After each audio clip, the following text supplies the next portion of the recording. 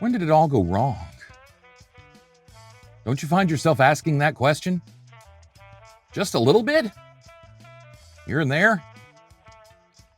I know it isn't just me. I suppose that's the point of this whole show. I'm overthinking everything, trying to get to the answer to, how did we end up here? Once seemingly good, decent, principled people began slowly surrendering their values for the sake of what exactly? A few episodes back, The New World Order of Ethical Ambiguity, I began exploring America's win at any and all costs sports and competition cultures, and how maybe we've depended a little too much on institutions for our norms and mores to determine our standards. In our last episode, for entertainment purposes only, Part 1, I continued that mental dietary analysis, entertainment media-wise. If we are what we eat, then brain development science backs up we are what we consume. We'll continue this for entertainment purposes only series over the next few episodes and more as the season goes on. Believe me, examining our infotainment media from different perspectives. But first, there's an era we're discussing that was the beginning of the end of America's ethical integrity. One period of time, almost an exact decade, that eroded our morals, ethics, integrity, and character, our decision-making and judgment, to lead us into this modern era of, well, and jacked up America's already problematic obsession with cultism. And Washington's response to this critical area, where the floodgates opened, drowning society in any and everything one could think of, was devastating. In the next few episodes, we'll talk about the one piece of legislation Washington passed that set the stage for America's racist response to 9/11, birtherism, Sarah Palin, to pointless wars, Donald Trump, MAGA, January 6th insurrection, TikTok, Facebook, Citizens United, the selling out of America's data, privacy, and rights. That's an upcoming episode. Well, let's just say I can tie all the bad things back to this one piece of legislation, bipartisan legislation, that sold the soul of America's integrity and set the stage for social division and disaster. And welcome to the podcast.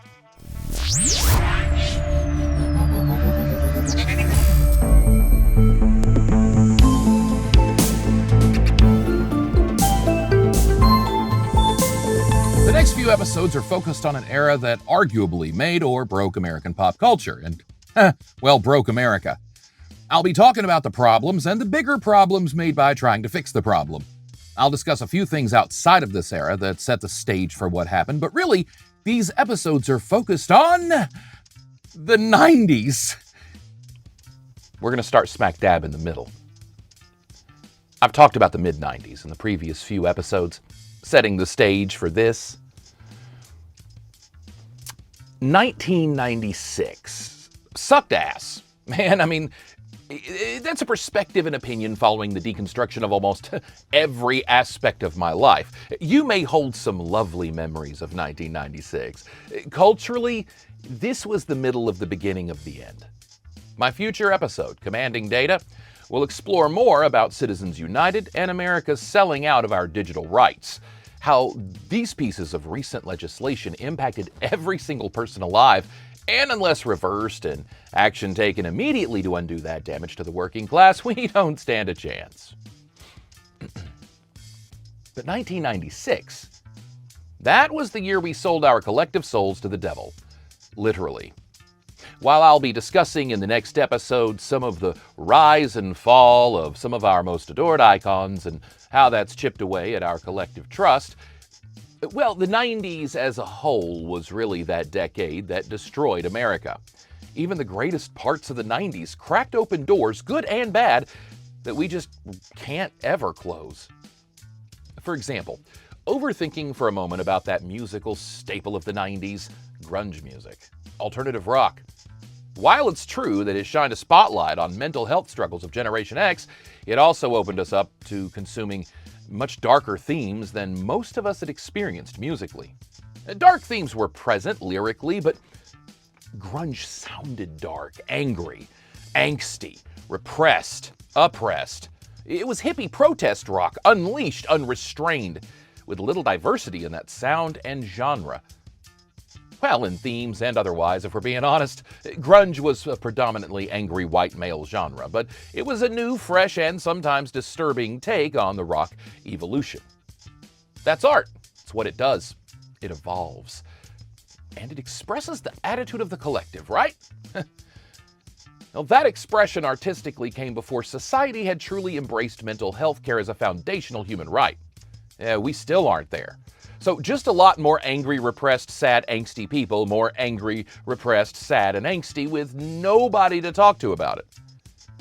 Then in 1994, the biggest icon of the genre succumbed to the very pains he garbled and mumbled about, like we didn't see it coming. But some of us could relate in some way. Mental health had taken a front row seat in our lives, but was still getting ID checked at the door by society. By 1996, the culture of America, pop culture specifically, turned on its heels, literally. As I mentioned before, Hulk Hogan went bad, and if Hulkster goes bad, what does any of it mean, right, brother? But it wasn't just wrestling heels, it was high heels. On the shoulders of some of the biggest names in Hollywood and media. Heidi Fleiss's scandal had rocked America for months and left a lot of people wondering which one of their favorite celebrities was hookering up. It should be noted that I support sex workers and their rights and a sex work industry that works for the sex workers, just like I do any profession and industry in my working class philosophy. Still, as the Hollywood madam began her prison stay in the year of our topic, America's ethical erosion was just beginning. It seemed like our confidence in some of our idols had been rattled a bit too much. One blow after the other in the 90s. And that's before Clinton. But it wasn't just ethics. Many events happened that were catalysts for later events or developments that led to where we are today. Granted, I could do this little exercise for every year of existence. And I will for some years throughout these episodes for sure. I can pinpoint these things and tie them back to my point. Some of these correlations are strong, some are circumstantial, some are long shots. However, when you add all these ingredients to the pot, it makes for a simmering crock-pot of cultism. The 1996 timeline of events, for example. Scientifically, the Hubble takes the first photo of Pluto. Now, I'm not going to argue that getting our hopes up of seeing the farthest away planet, and then all of our sci-fi geek 8th grade science class home astronomy kit Nana got us for Christmas that one year little selves, got crushed when they said years later, nah, that's not a planet, it's just a big old ice ball, or whatever they heard. Maybe a little hope was lost. Like, so that means it's been how long since a big space discovery? Well, most people didn't know, but most people also didn't support funding for such things, so we just kind of stalled on the space exploration stuff. Okay. So Pluto's eventual identity crisis probably didn't push America over the ethical edge. I mean, that's a stretch, sure. Across the old pond, the British government not only begins selling the first genetically modified or GMO foods, a few months later, the UK announces humans can catch mad cow disease. And honestly, I think some days that could just be the answer at the end of this show, but I'm trying to be nice. No spoilers. In sports news, boxer Tommy Morrison announces he's HIV positive. For many, these revelations continue even into the 90s to be a shock when it's someone they weren't stereotypically indoctrinated to believe would catch the disease. Boxing, too, is a blood sport. The 90s were still a time when people thought you could catch it from sitting on a toilet. Thanks, Bonzo. But still, this reinvigorated concerns or ideas in some, resulting from Magic Johnson's HIV diagnosis a few years earlier. In fact, it was the 1996 season that saw Magic play his last year, and the focus was on his health status for a lot of it. Talks of elbows to the face, busted lips, bloody noses, sweat, accidental exchanges of fluids in a contact sport. Well, those were taking center stage. But this was progress in a way. Look, a decade prior, that announcement would have retired and damn near quarantined someone. But in 1996, advancements in the treatment of HIV and AIDS reached a point where an athlete could safely take the court. I don't know about stepping into a ring for a beating, but speaking of beatings, the Dallas Cowboys beat the Steelers for the Super Bowl. The working classes team, Pittsburgh, the epitome of union work and true blue-collar values, versus the Cowboys, America's team. What does that mean? Anybody liked the Cowboys. People who never even went to Texas loved the Cowboys. People who didn't care about football loved the Cowboys. If you didn't have a team, you probably just went with the Cowboys. They were a good bet. They were fun to watch for a while.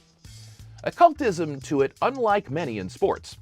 But with some of that bandwagon cultism comes some of the worst and most toxic traits American sports and competition culture have to offer. There are few teams in professional sports to have this level of rabid fan base, but certainly, with whatever respect is due, the Cowboys are one of them. Another team with a similar cultism surrounding it won a then NBA record 72 out of an 80-game 1996 season. The Bulls. Nice guys Steve Kerr and Tony Kukoc, who had beautiful eyelashes, but was just ruthless on the court. They teamed with bad boy Bill Wennington, journeyman Ron Harper, and legends Jordan and Pippen. Horace Grant, the team's rebounder and powerhouse in the paint, well, he fled to the Orlando Magic to play with Shaq for a season. We'll get to that in a minute. To fill that void, the most dominant franchise in American professional sports in the 90s, maybe next to the Atlanta Braves, they sold their souls.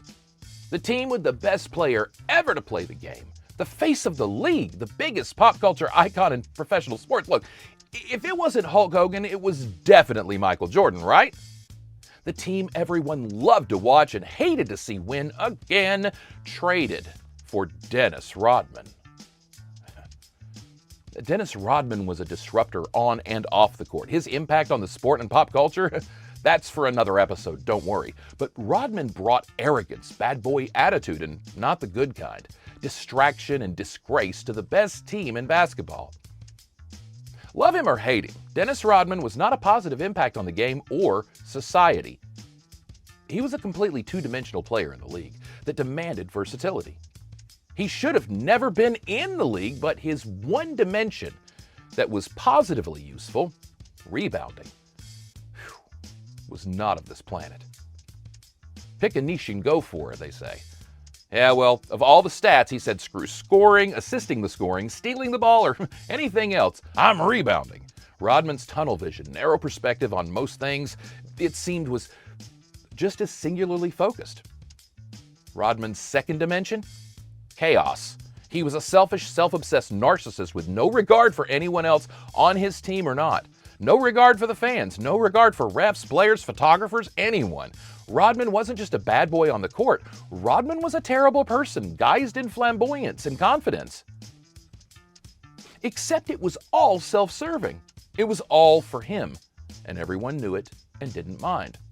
Or some didn't know, or didn't mind that some people didn't mind. The Bulls, the bastion of unselfish teamwork, brought the most toxic player this side of Bill Laimbeer, Rodman's mentor and former teammate on the Pistons. The Bulls were a team of players surrounded by two of the greatest to play the game. Many of them could have averaged much higher stats elsewhere, anywhere else, but the beauty of the Bulls was that they worked together to get Jordan and Pippen the ball. And if that wasn't working, they worked together to compensate. Then they brought in Rodman. It shifted the entire dynamic, brought a different air to Chicago, the NBA, society as a whole. Rodman wasn't just a rebounder, he was bigger than the NBA.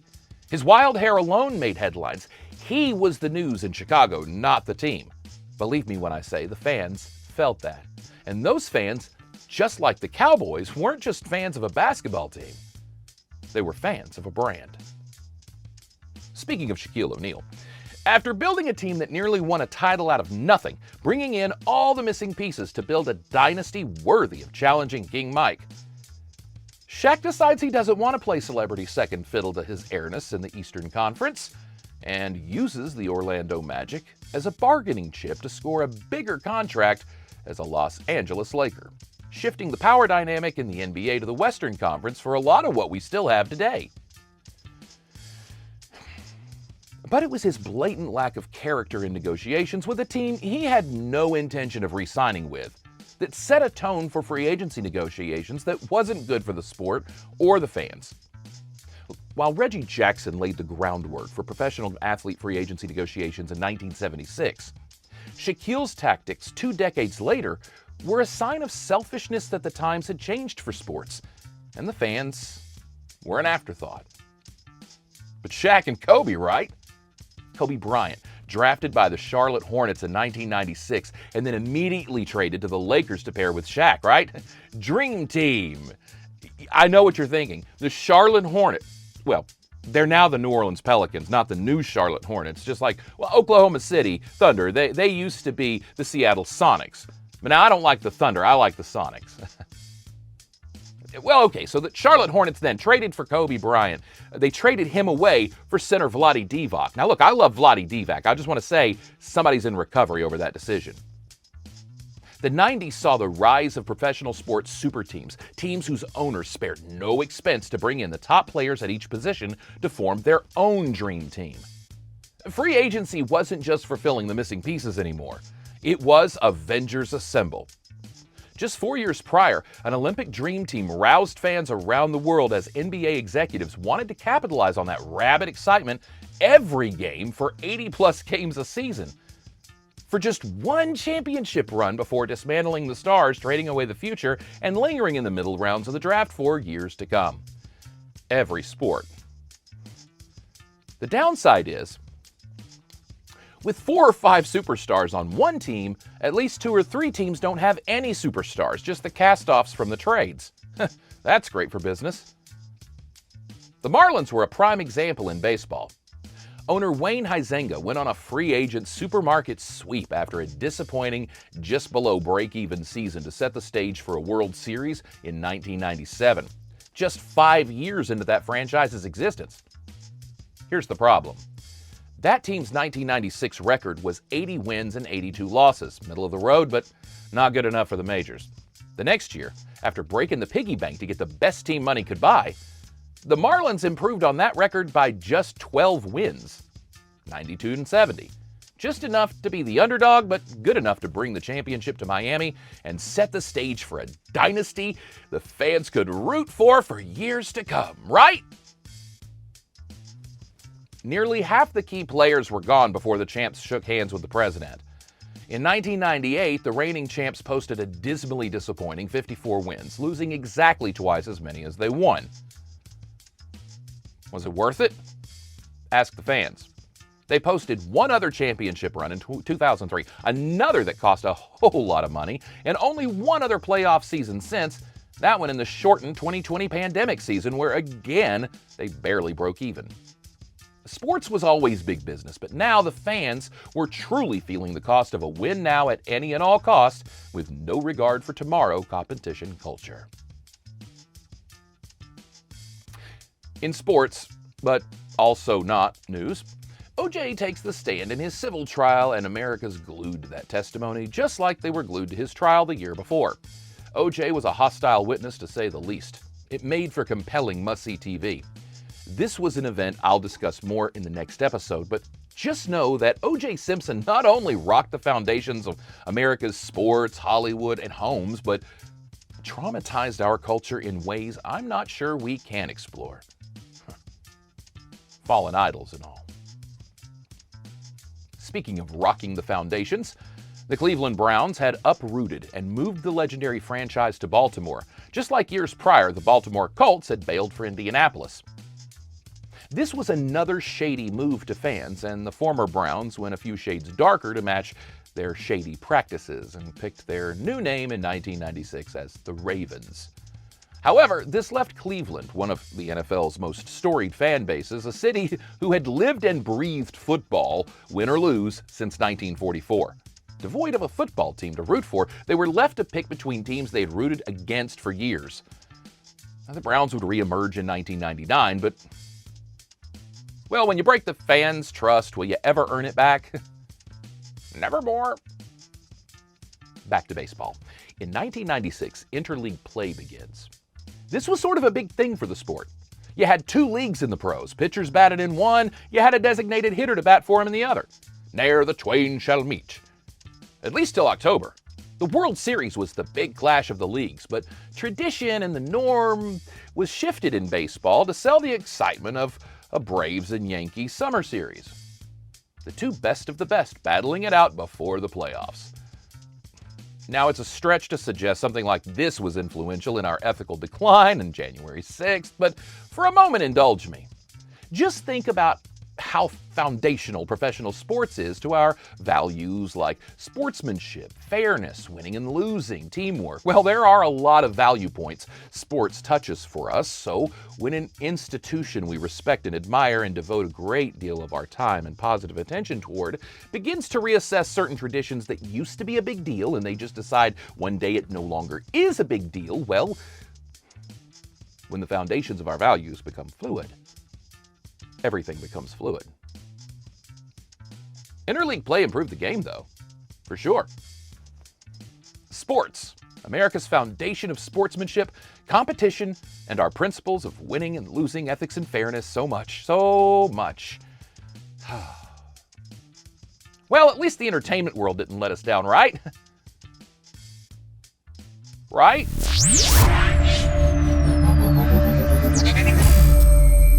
A lot of big things happened in entertainment in 1996. January isn't over, and the Golden Globes announced Nicolas Cage as Best Actor. He'd win the Academy Award later in the year, leaving Las Vegas. The Spice Girls debuted, the Ramones retired. I'm telling you, it's a weird year, man. Adam Sandler founds Happy Madison Productions. And with all due respect to everyone involved in those films, as funny as some of them were, they really dumbed down some people. In fact, Adam Sandler set the stage for many of the really terrible comedies cranked out by Saturday Night Live alum. It was Sandler's success, unlike any other, that launched this trend we'd see continued with Mike Myers, Will Ferrell, the guy who played Deuce Bigelow, so many examples. Funny films, but really dumbed down America. Guys like Chevy Chase, Bill Murray, or even Eddie Murphy. They were on Saturday Night Live, but they went on to have film careers. Sandler and that bunch had SNL film careers. I'm not knocking their accomplishments or talent. I'm discussing the shift in entertainment. These films were SNL skits that went on for 90 minutes. The film Independence Day came out and was a star-packed blockbuster. Another shift for entertainment very similar to what was happening in sports. A guaranteed success in theaters. That was enough to get studios to cast major A and B listers for ensemble casts, like we had seen prior, but way more. Almost like the film's climax. We know how to beat them! Tell everyone! George R.R. Martin's A Game of Thrones book, A Song of Fire and Ice, is released in 1996. While it would be quite some time before those books would be turned into the hit show we all know someone who's never seen and someone who's seen far too much of. Since 1996, America has been subject to some of the most disturbing and dark themes in fantasy literature outside of course, the Bible. But ruthlessness, scheming, conniving, incest, sexual assault, child stuff, idolatry, and celebrating these flawed, broken, and demented, half-hearted, hardly even anti-heroes has been signed, sealed, and delivered to a Game of Thrones fans for the better part of 2 decades, like a gelded and gifted Greyjoy. In fact, when it came to extending that fervent fan base that was already full-blown cultism, the house that everyone chose to focus on? The most corrupt of them all, the Lannisters. The family who normalized incest and underage sexual assault in the first series. So let's make a whole series about incest and underage sexual assault. What could that harm? These books aren't the issue. Books are different. Books allow us to imagine, and that works differently in the brain, I believe. But full audio-visual display creates a divergence in distinction. Even theater, you have the suspension of disbelief. but it's obvious it's unbelievable to the brain. There are curtains and whatever issues, however nice the set looks. You're sitting in a theater. But A Game of Thrones was tawdry and pushed the lines of decency. On paper. Putting that in the most realistic form for audiences to digest, that was certainly harmless. I'd have to believe even an animated would have been. Hand it to them. Forgotten water bottles and coffee cups aside, that show was realistic AF. I'm sure no one's brain processed any of that improperly. On Broadway, Rent opens with Idina Menzel in 1996, but inarguably without this event, parents would have been spared from Let It Go. It's worth noting. Tupac died, which was traumatic for even the casual hip-hop fan. I'll discuss more on this trauma in future episodes, just to say that with America's cultural propaganda and white supremacist gaslighting, the Tupac murder was one that unfortunately reinforced a lot of unhealthy stereotypes for many. You still hear many of those non-nuanced attitudes echoed whenever there's a murder in this musical genre. Speaking of, in 1996, the Oakland School Board officially recognizes Ebonics as a language or dialect, angering many people who look like me but couldn't finish high school. Scream is released, changing the horror genre forever. Slasher flicks were nothing new, but Scream took an ensemble cast, turned the psycho killer trope on its heel with a stalker with an agenda, it's someone you know, Agatha Christie kind of spin, and the beginnings of mental fuckery that would eventually lead to the Saw franchise. I argue, this sort of exposure is harmful and traumatic. But who of us didn't watch Scream and think just for a moment, which one of our dumbass friends would try to pull something like that? It was always me. Needless to say, being afraid of the burned-up Nightmare Man and the machete, kitchen knife, chainsaw-wielding monster was, I think, something the brain could differentiate a little easier as fantasy than the very real possibility of someone close to you in a Halloween costume. America was inundated with toxic and problematic entertainment from every corner of every media offering. It seemed like the options for wholesome, clean, family-friendly storytelling were just limited. Music was dark, sports was more aggressive and toxic, movies, TV, everywhere we turned, and the internet was in its infancy. America needed an IV flush, an internal cleansing of the system. Stat. Instead, we got a shot of saccharin. Seventh Heaven debuted on the WB network. It was apparently just what American audience needed to counterbalance the barrage of, well, everything. For 11 seasons, we'd watched the Camden family struggle with everyday real family issues and present those in a way that left fans most of the time with the warm fuzzies. It was a really great cast. The writing was good. And even though the drama was far less intriguing than some of the competition, it was supposed to be that way. For many, Seventh Heaven was the break, the reprieve from that harsh, ugly reality of life and, well, the shows that showcased that all too real. Plus, it was a show about Christians. Seventh Heaven, pun intended, was about a preacher, played by Stephen Collins. Don't Google that yet! I'm doing a thing here, no spoilers. Seventh Heaven, the show that launched Jessica Biel's career, was about a family whose father was played by Stephen Collins, a preacher whose warm smile and gentle, loving eyes sort of made you feel like you could trust him, that you could be vulnerable with him. Stop Googling, I'm almost there! When it seemed like everywhere America turned, they had toxic, problematic, or overt inappropriateness, or just flat-out vulgar, borderline offensive material. Seventh Heaven was the safest place many parents could bet on for their kids, especially if you were someone who had Christian beliefs but weren't all that giddy about church or whatever. Seventh Heaven was a show that had the themes but wasn't as preachy as the 700 Club. I won't say Jesus was subtle in the show, but it was a show that brought people into it rather than making people feel bad watching. So the complete opposite of church.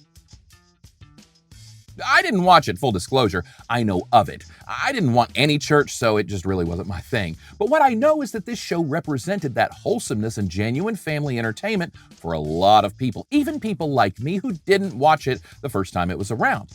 It was a show you knew was out there if you needed a break from Well, South Park would debut the following year is all I'm saying. And it lasted for 11 seasons. It was perfect for syndication, binge watching. Seventh Heaven was a show that would live on forever in America's television catalogs as one of the go-tos for family entertainment, right? Plus, opportunities for reunions maybe down the road, right? Everyone loves seeing what your favorite characters are up to years later. For everyone involved in Seventh Heaven, this was the golden goose of making it, right? Okay, now you can Google. Stephen Collins, the patriarch and America's loving Protestant pastor dad, 6 years after the show went off the air and into syndication, was going through a divorce with his second wife, who recorded a marriage counseling therapy session where America's direct dad to Jesus line admitted to sexually assaulting underage girls. Yeah, America's pastor dad, maybe the most wholesome patriarch since Sheriff Andy Taylor, was a groomer, and a lot worse. The revelations were shocking to say the least. It rattled a lot of foundations. We've talked a lot about how lines get skewed in our brains of reality and fiction, and how sometimes that can lead us to form or link some unnatural attachments to form our foundational values. Don't worry, that's going to come up more later. Cancel culture took Seventh Heaven and everything good that came with it. Well, except Jessica Biel, but Biel bailed on the show, I think, midway through, so... Again, remember, cancel culture is simply the unspoken collective agreement that as individuals, our brains no longer release the feel-good juices when we consume the thing. So we kind of stop consuming the thing because consuming the thing makes us feel icky. It's not political or performative. It's brain science. Some people can watch that show and ignore the fact that the pastor dad is a child molester, and some people can't. It's just math at that point. The show debuted in 1996, so 17 years. The show was what it was back then, so why would we bring it up right now if all the negative stuff happened way after the year we're talking about? I'm making the case that things that happened in 1996 paved the way for today. The bigger impact here is that Seventh Heaven is canceled forever for most people. The actors and those involved miss out on earnings from syndication and streaming, thanks to one man's perversions. There are a lot of ramifications to this, but culturally, the show was removed from the shelf, and it's no longer the go-to binge-watch family-friendly option for parents who want their kids not to grow up to be narcissistic sociopaths from watching narcissistic sociopaths. It's always going to be, oh, I love this show. Did you hear about the dad? It's hard to watch him act that way and know he used that talent to molest little girls in real life. Cosby'd. So one of the few less than problematic toxic entertainment sources of our culture was just poof, gone, right? Wrong. It was gone in a way that turned a spotlight on not only purity culture, religious culture, Hollywood, and conservative values. It didn't matter who or what Stephen Collins was, politically or personally. He was a pastor on a conservative show, and that's what mattered to many who wished to finally have the conversation about pedophilia and sexual assault in our culture. The lasting impact on that show, debuting in 1996, was certainly traumatic. America's foundations had been seismically shifted, with years prior. In 1996, well, that just kept on a-coming. These shifts in entertainment brought about the need for the government to discuss what next steps needed to be taken to protect we the people from our own overindulgence and gluttony. Right? We'll touch on that later on in the show and a lot more next episode. One trend in entertainment media, more than any other, really took a life of its own in 1996 and laid the groundwork for conspiracy theories, paranoia, and all the armchair sleuthing folks do today and then call research. It blasted open the doors of dark thought in our minds forever. We've discussed a lot of the dumbing down of America. Next, let's talk about the numbing down.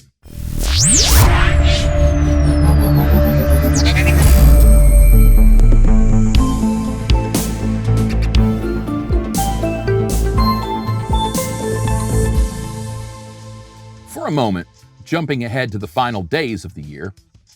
After Christmas 1996, JonBenet Ramsey is found. Well, we all know that this has been one of the most disturbing and most publicized cases of the last 25 years or so. While the JonBenet media craze wouldn't really explode until the next year, this was an end cap for a year that saw America's fascination with all-too-reality TV boil to the surface thanks to OJ. In 1996, a feisty little woman named Judy would bang the gavel for the first time and wear the robe, passing judgment on her new television show, Judge Judy, if you didn't catch it. Courtroom TV was nothing new to audiences. For most of the 80s and into the early 90s, Judge Joe Wapner presided over The People's Court, a syndicated program where American actors and real people who wanted to be were brought in to air their grievances. It was played off as more real than game show, and viewers ate it up. Not only was it hot gossip for people we didn't feel guilty indulging over, but it was a crash course in law for many. But things never got really heated. Let's just say Doug Llewellyn's hair was never in any danger. But the show was canceled in the early 90s. With a vacuum of good court drama, Judge Judy premieres in 96. The following year, the People's Court would return, with former New York Mayor Ed Koch banging the gavel and jumping the shark. Gone was the distinguished judge, and in was a celebrity. The People's Court had to compete with Judge Judy now. The landscape had shifted in just a few years in television court and reality. For a moment, consider that for many, this was probably as representative of our judicial system as many experienced. While TV shows like LA Law back then might have been dramatized for entertainment purposes only, shows like these courtroom reality shows offered disclaimers you had to pause to see. Even the overt announcements were easy to ignore. So our court system being reduced to a circus sideshow entertainment free-for-all might have just rattled the cages of our perception of justice. Again, when our institutions become fluid. Judge Judy took the dignified People's Court and blended it with some Jerry Springer. But while America's transfixed to tabloid TV of OJ, JonBenet, court shows, one other catalyst in entertainment also happened in 1996 that kicked open some of the darkest doors of our over-curious psyches, traumatizing American viewers in binge-watch fashion and inciting feelings of distrust, paranoia, and fear since 1996. Forensic Files debuts on TLC, sparking America's cultural obsession with the darkest aspects of human nature and putting all the sordid, disturbing details on full display, on demand, for hundreds of episodes. While these shows were nothing new to audiences, this marked one of the final nails in the coffin for entertainment's blurring of the lines between fact and for entertainment purposes only, evolving to infotainment. Debuting in 1987, the show Unsolved Mysteries would creep out American audiences for years to come. Every episode featured several different stories that were unbelievable, unsolved crimes, and some supernatural occurrences and sightings that were too eerie and all too real. This was an evolution in broadcast news media, though, and one that set the stage for where we are today, with America's Dunning-Kruger obsession with self-solving mysteries, whether there's one to solve or not. America's dangerous fascination with conspiracy theories can, at least in part, be laid at the doorstep of true crime reenactments and documentaries. Full disclosure here, personally, this is tricky for me since I sometimes act in some of these programs. While artistically it's telling someone's story who might otherwise have gone unforgotten. By one perspective, these programs are a tribute to justice and lives taken too soon in horrific ways. But at what cost? This evolution of broadcast media set the stage for America watching an attempted overthrow of our government on live television. Now, all of this may seem random and unrelated, purely coincidental. I'm arguing each of these events is a swing of the axe to America's evergreen ethical standards. Traditionally, Americans got their news from journalistic stalwarts like Barbara Walters, Dan Rather, David Brinkley, Peter Jennings, Walter Cronkite, Diane Sawyer, Tom Brokaw. In the age of MTV's ever-growing influence on pop culture, many of those names were the reliable sources of truth, facts, and news. Back then, the news was almost sacrosanct, as it should be in a free society. The news media should be heralded as an institution that should be exempt from corrupt influences, corporate influences.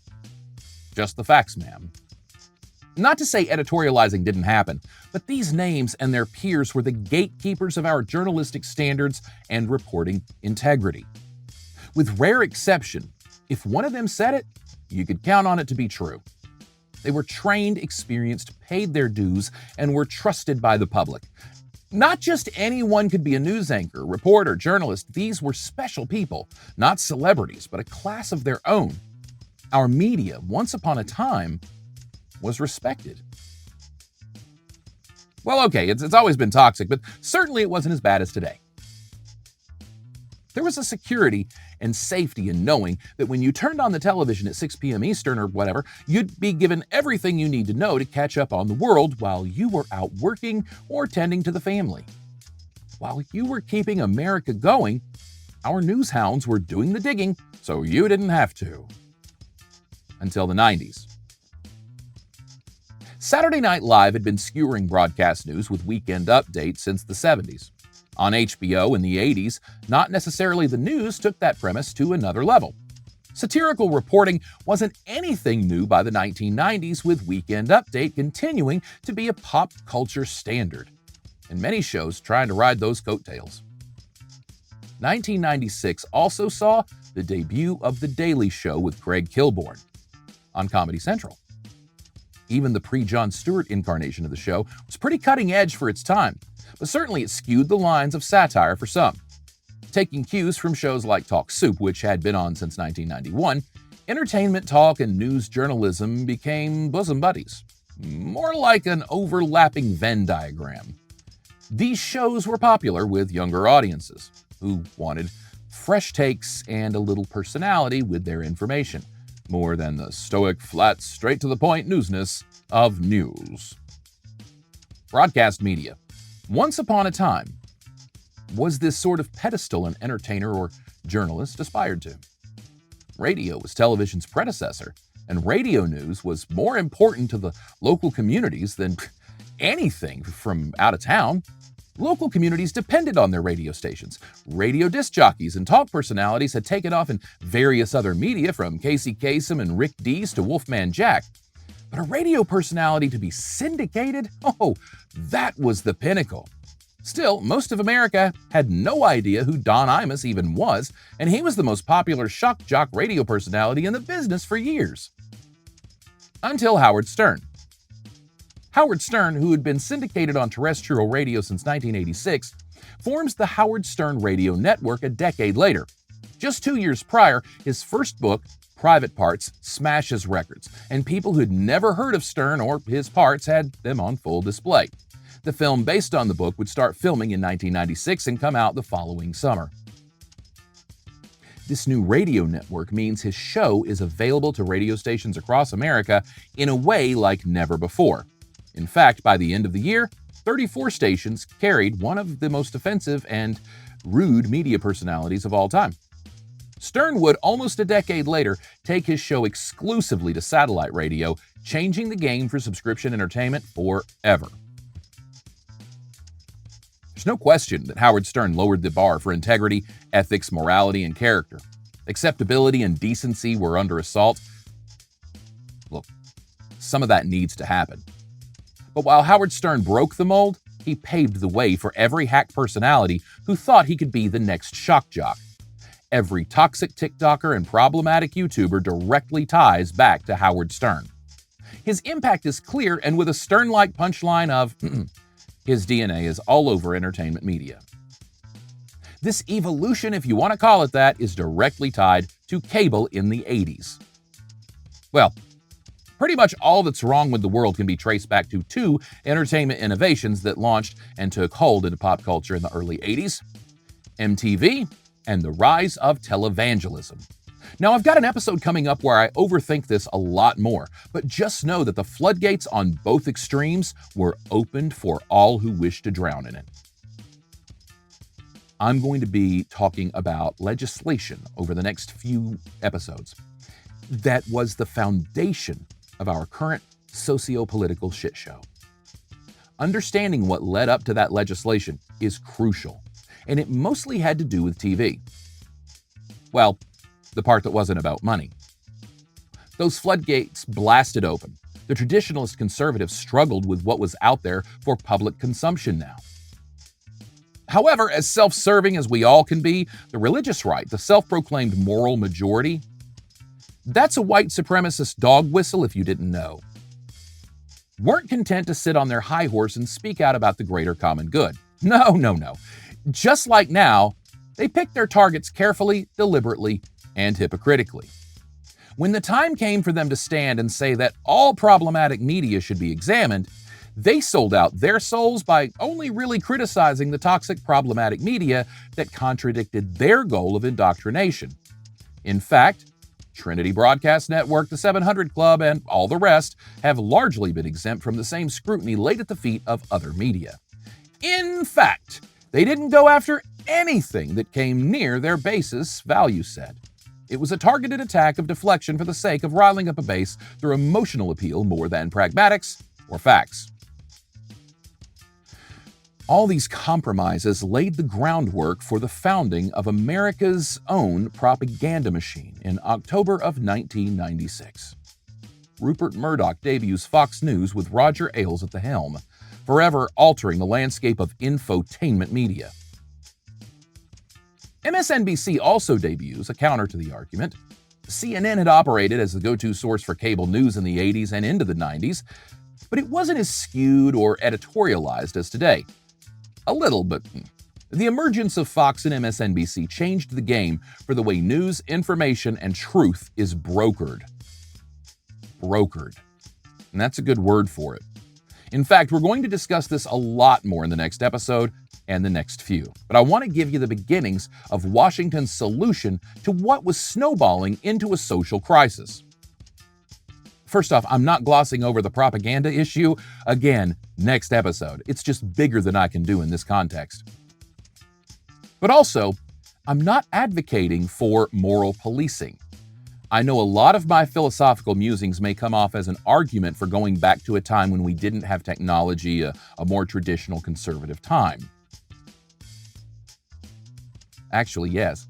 Everything I've discovered about all of this and how it's all coalesced with all of the things I've studied and read, things I just know, it's that progress is a double-edged sword. While I advocate for progress socially and ideologically, there's a conflict because I know that progress in technology and entertainment have been among mankind's greatest corruptive influences.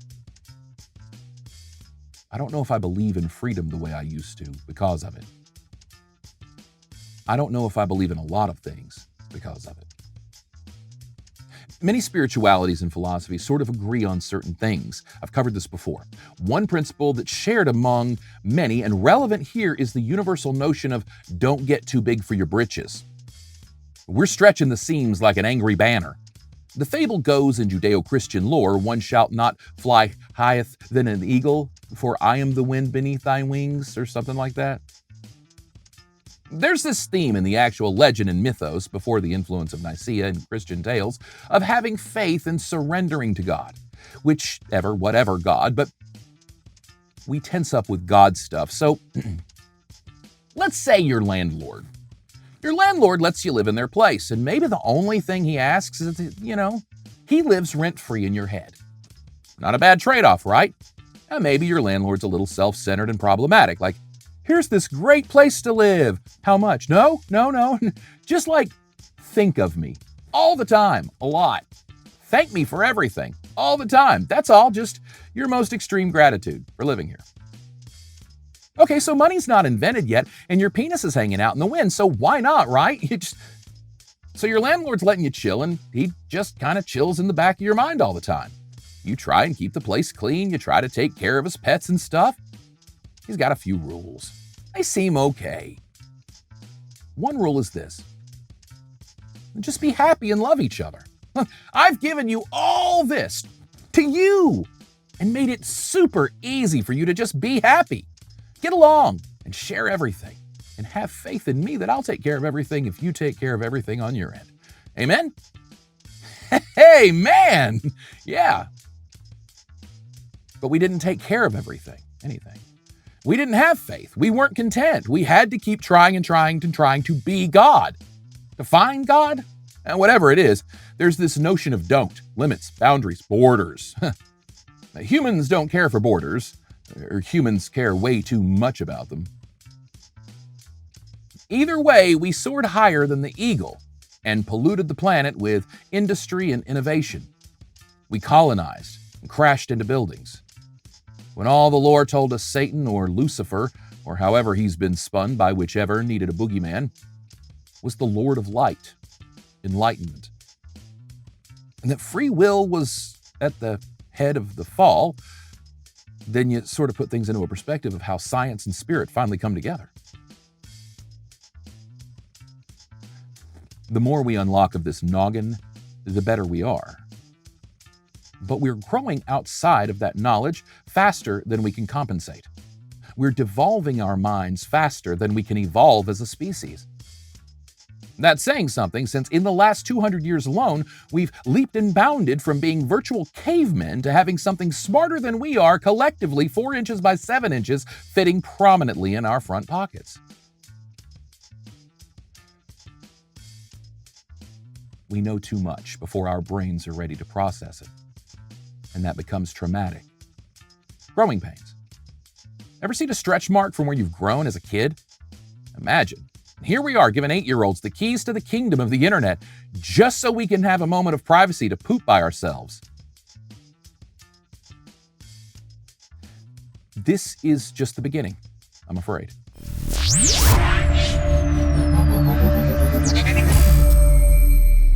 There are some key moments we'll discuss coming up next episode that are more national security type headlines that intertwine with this public fascination with tabloid media and true crime, or murder porn as it's called. We'll cover a few more turning points in professional sports and entertainment. Some we discussed here, some we haven't, that pushed America to the edge between 1996 and 1997. Then there's the Telecommunications Act, which set everything in motion for what we have today. With the spread of propaganda and misinformation, we'll look a lot more at this over the next few episodes, because this is one of the most impactful periods in almost every area of American culture. The thing to remember is this. The Telecommunications Act was in the works for a while and was being rewritten constantly to accommodate for the evolving media. But this legislation wasn't designed to keep us safe from internet nasties or the scourge of propaganda. No. In fact, the most controversial part of the bill, the Communications Decency Act, or Title V of the Telecom Act, was struck down by the Supreme Court for being too broad in scope. No, the Telecom Act of '96, signed into law by Bill Clinton and passed by an overwhelming majority, wasn't about keeping anyone safe from anything. It was about making white men very, very, very wealthy. The last time this legislation was addressed was 1934. Much of the language was simply amending this 60-year-old bill that barely accommodated for telephones and television. It was written when radio was the big thing. The Act's Title V, the Communications Decency Act, redefined the language to include internet service providers, and then also set legal language in place that exempts an internet service provider from legal liability for those who use their services. That sounds like corporate exemption from legal liability to me, but if you allowed everyone to sue their internet service provider every time I said something you didn't like, our internet service providers either wouldn't exist or our internet service bill would be through the roof. In a capitalist society, of course, otherwise, it'd be seen as for the greater good of the people, but bygones.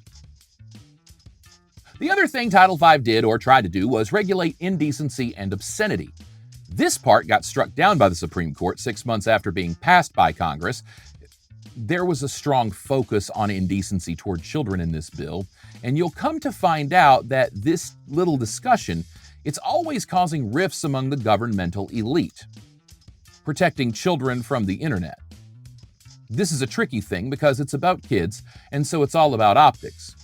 People have been criticized for not supporting a bill that protects children on the internet, but some of that nuance might be that the bill doesn't do enough or does way too much. You'll remember recently, Apple caused a lot of ruckus announcing they'd use facial recognition software while accessing your camera rolls for the sake of identifying victims of child sex trafficking. As my daddy would say, that went over like a lead balloon in a downdraft.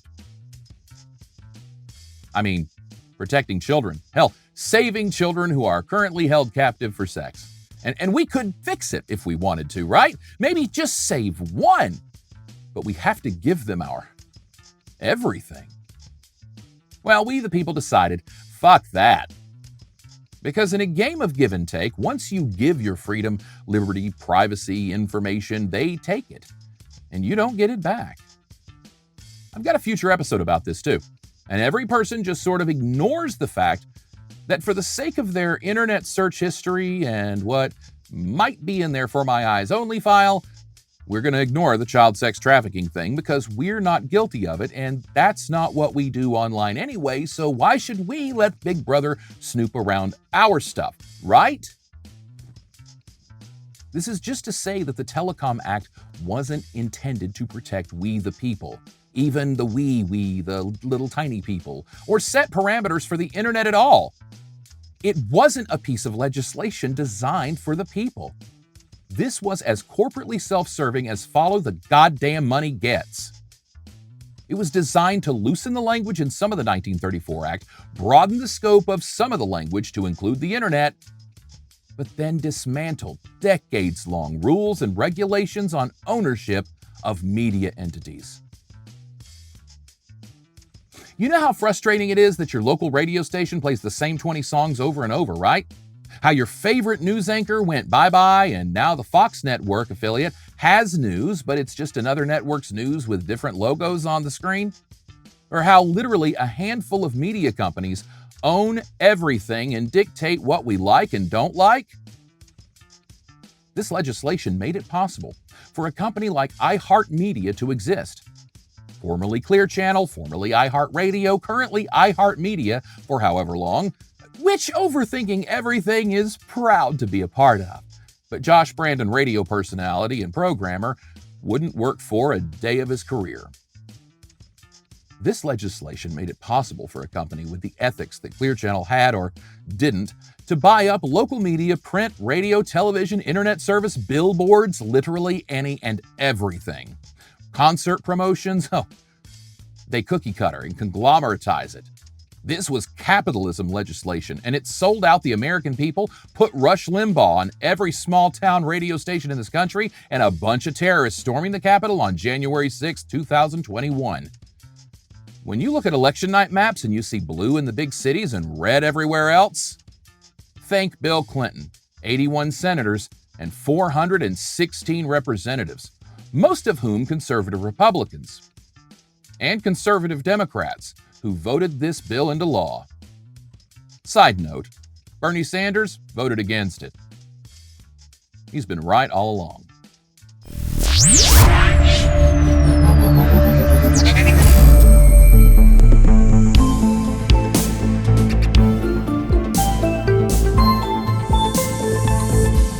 Coming up, we continue navigating the 90s.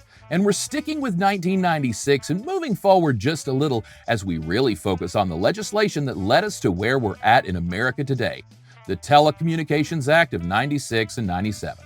I'll tell you about one of the shadiest sports screw jobs of all time and how that was just another whack of the axe at our ethics. I'll talk about the early beginnings of domestic terrorism and some of what we see today. How America's swearing over to reality TV, true crime, and sensationalist journalism launched cable news networks that would skew the lines of truth, news, and opinion while exploiting the American audiences for the sake of ad dollars. I touched a little on the Telecom Act just now, but we'll do a deep dive into why this legislation was really passed and analyze some of the ramifications on our culture.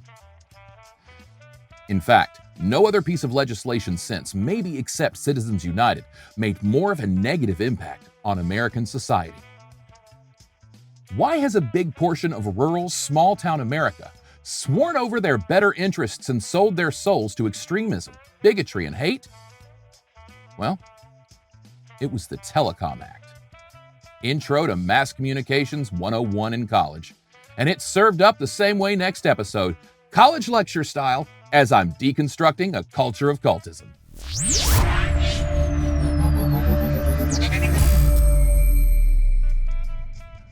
Thanks for joining me. Check out some of my other videos on YouTube. I've got all my original music, all of Overthinking Everything, my TikToks, clips of my acting and voiceover work. It's all organized in playlists for your convenience.